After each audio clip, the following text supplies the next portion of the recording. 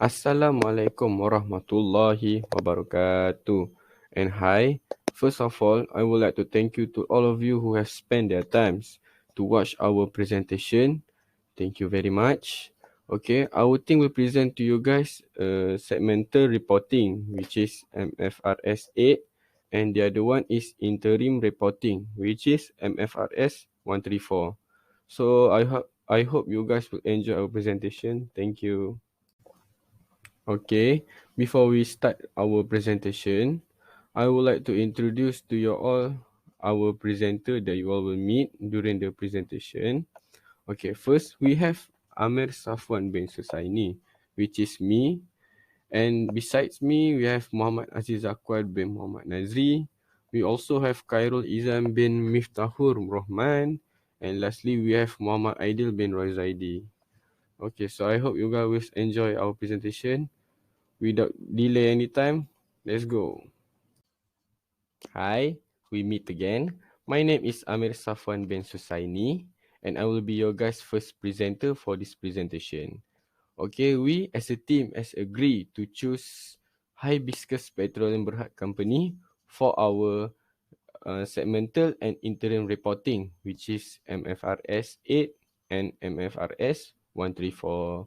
Okay, for my presentation, I will share little about the company's background. Okay, Hibiscus Petroleum Berhad is the first Malaysia's company that listed as independent oil and gas exploration and production company.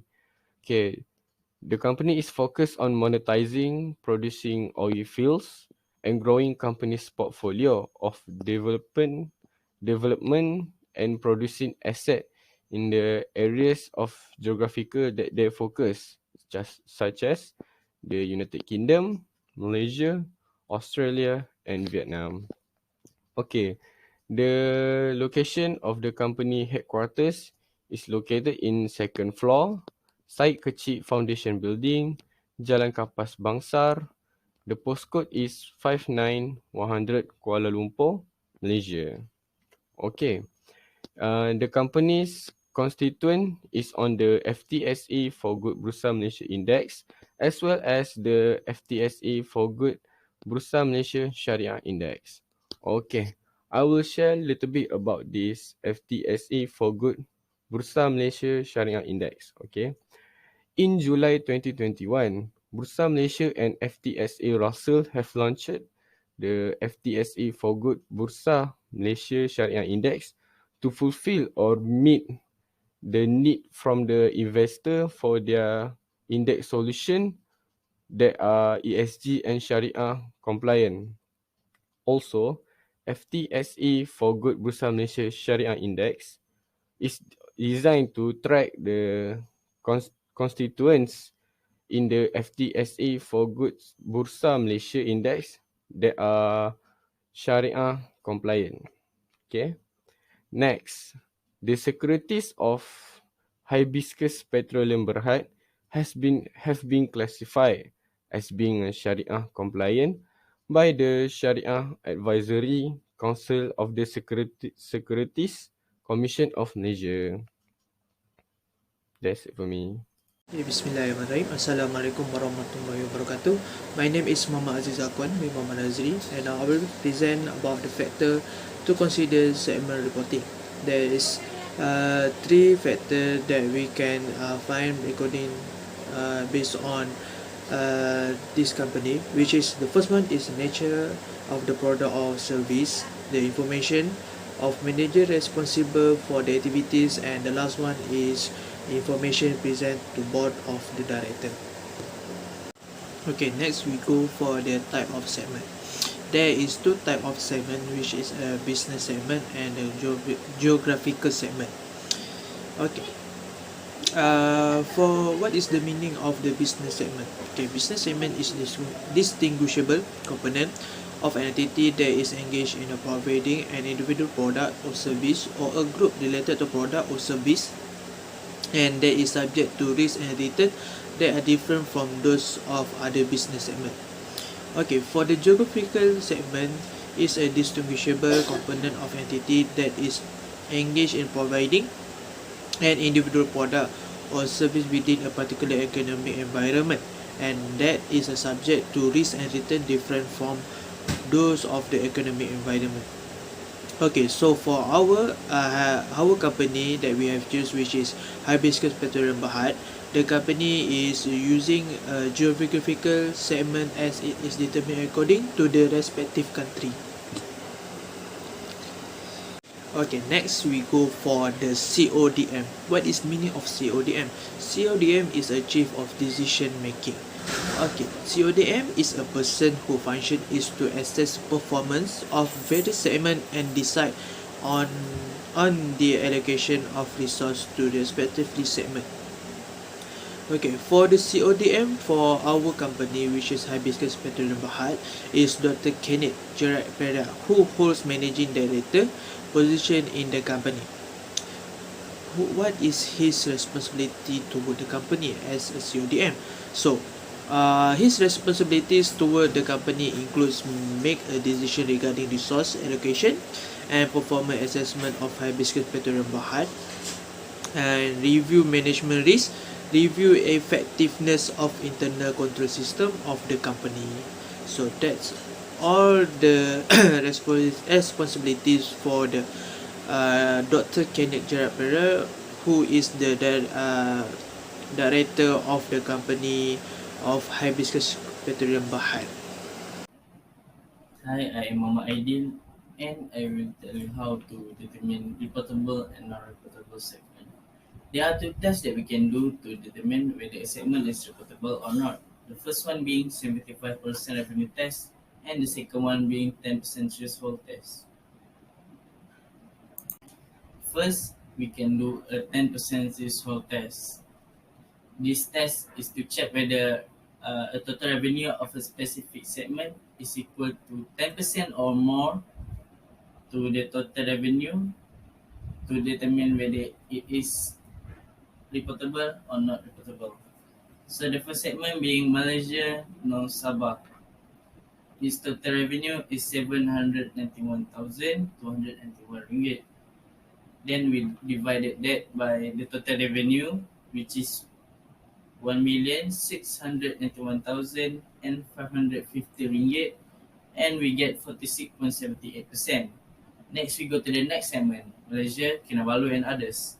Its total revenue for the segment is 188,781 ringgit divided by the total revenue just now, we get 11.16%. Next segment is commercial arrangement area, which is 380,481 ringgit divided by the total revenue, we get 22.49%. Then we go to the last segment that has any profit. It's United Kingdom with 330,942 ringgit divided by the total revenue, which is 1,601,550 ringgit, and we get 19.56%. Next test is 75% revenue test. This is to check whether the total revenue of reportable segments is more than 75% or more of the total revenue.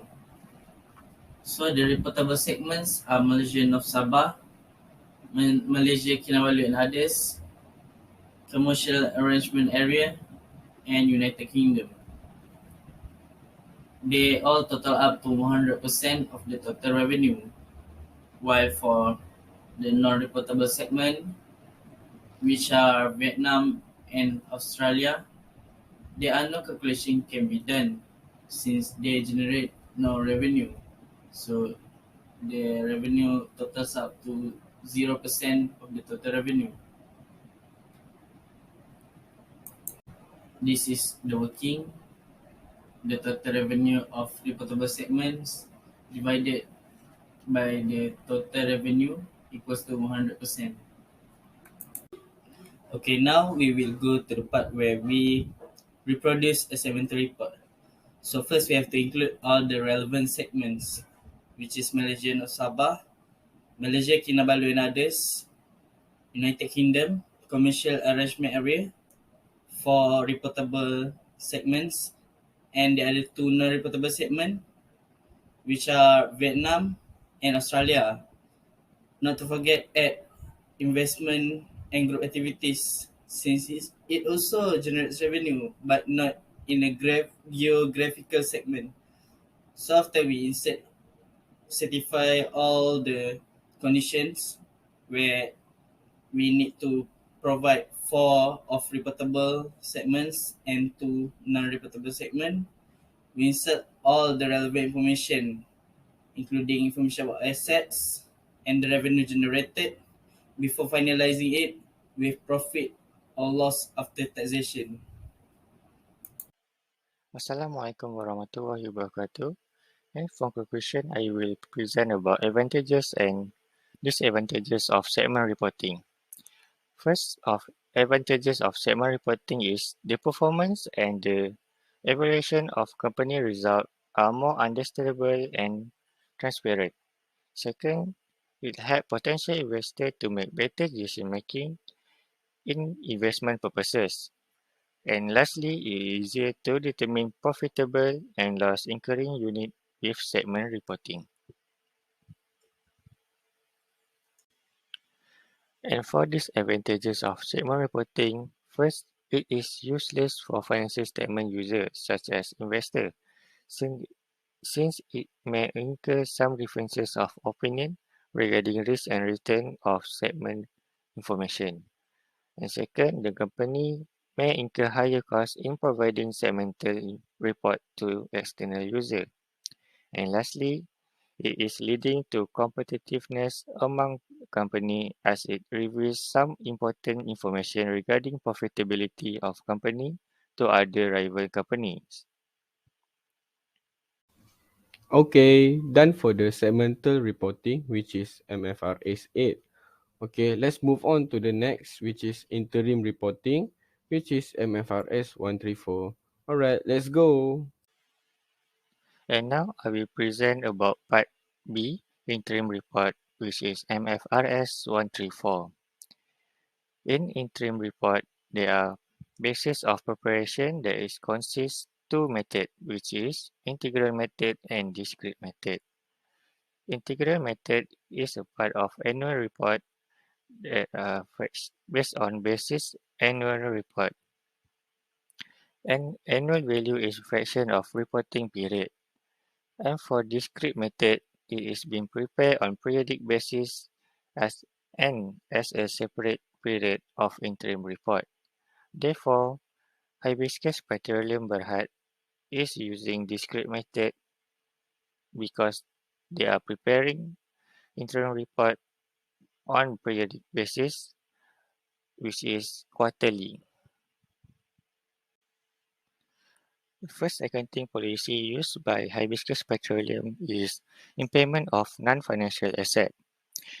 In this policy, the group and company assess at each reporting date whether there is any indication that an asset may be impaired. If any such indication exists or request for an annual impairment assessment for an asset rise, the group and the company will make an estimation of the asset recoverable amount. For the purpose of assess impairment assets are grouped at the lowest level where they are separately identify cash flow, which is cash generating unit. And the second accounting policy used by Hibiscus Petroleum is provision. Provision is recognized when the group and the company have a present obligation which is legal or constructive as a result of past event, and it is probable that outflow of economic resources will be required to settle the obligation, and the amount of obligation can be reliably measured. Provisions are reviewed at each reporting date and adjusted to reflect the current best estimation. I will tell what type of interim report is prepared by this company, Hibiscus Petroleum Berhad. The interim reports are financial reports prepared for an interim period, which is shorter than a year, meaning it's a report that tells information for not a whole accounting period year. It can be quarterly, bi-monthly, or semi-annually. So Hibiscus Petroleum Berhad prepares quarterly interim report, meaning there are 4 quarter of report that will make up the annual report. So the third quarterly interim report and the 31 March of each year, with the latest third quarterly report being 31 March 2022. Hi, this is me. I'm the Safwan bin Susaini, your guys' first presenter. Okay, for my part in the interim report, I will explain a little bit of the period of the current interim report and comparative for the Hibiscus Petroleum Berhad. Okay, as you can see, for the statement of financial position, the current interim report is 1st January 2022 until 30 March 2022. But for the comparative, which is takes from the previous year, is 1st July 2020 until 30 June 2021. Okay. For the statement of profit or loss and other comprehensive income, for the current interim report is 1st January 2022 until 30 March 2022, which is 3 months end. And then another one is the 1st July 2021 until 30 March 2022, which is 9 months its end. And for the comparative is same, which is same month's end, which is 1 January 2021 until 30 March 2021, which is 3 months ends. And the other one is 1st July 2022 until 30 March 2021, which is 9 months also end.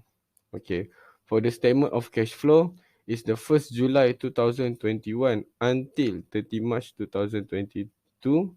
And for their comparative is 1st July 2020 until 30 March 2021.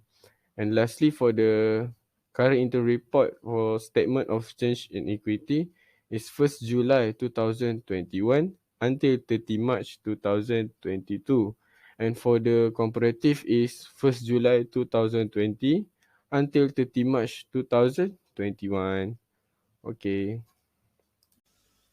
Okay, next, I will share to you all for the first adjustment for this interim reporting.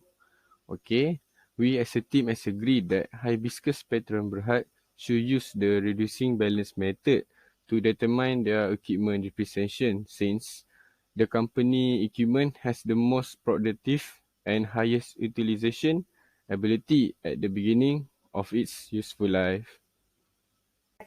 Alright, for the second adjustment for this interim reporting, okay, Hibiscus Petroleum Berhad should use revaluation model for their intangible assets recording. This is because the revaluation model must be measured by referencing to the active market. Okay, since the Hibiscus Petroleum Berhad has dynamic market, it will be more suitable and benefit for them by using the revaluation model. Hi, it's Megan. Thank you for to the Amir Safwan for the explanation about the adjustment just now. So now I will present about the statement of the adjustment.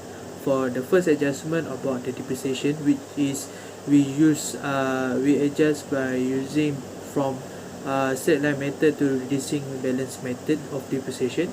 For the before adjustment for the depreciation for different country is for North Sabah, which is 122,777,000 ringgit. For Kinabalu and others, 49,385,000. For United Kingdom, 73,000 and 7,000. And for the Vietnam is 1,530,000 ringgit. Okay, for the adjustment number 2, which is we use the revaluation model. Before the adjustment, the value will be 4 billion 506,779,000 ringgit. Next, we go for the after the adjustment. The value after the adjustment will be different from the before the adjustment, as we calculate back with using the difference method. Okay, for the precision, for the not Sabah, the value will be 101,499,300 ringgit. For Kinabalu and others will be 44,446,500 ringgit. And then for the United Kingdom will be 65,706,300 ringgit. And lastly, for the Vietnam will be 1,377,000 ringgit. Okay, for the adjustment number 2, which is for the reversion model, the value after the adjustment will be 2,788,043,000 ringgit. Okay, that's all from me. I will pass it to another presenter. That's all from me. Thank you. Okay guys, that's all from us. We as a team apologize if during our presentation is not attractive for you all. And also thank you very much for spending your times for us. Okay, thank you very much. Gracias, zieni, shukronla, arigato.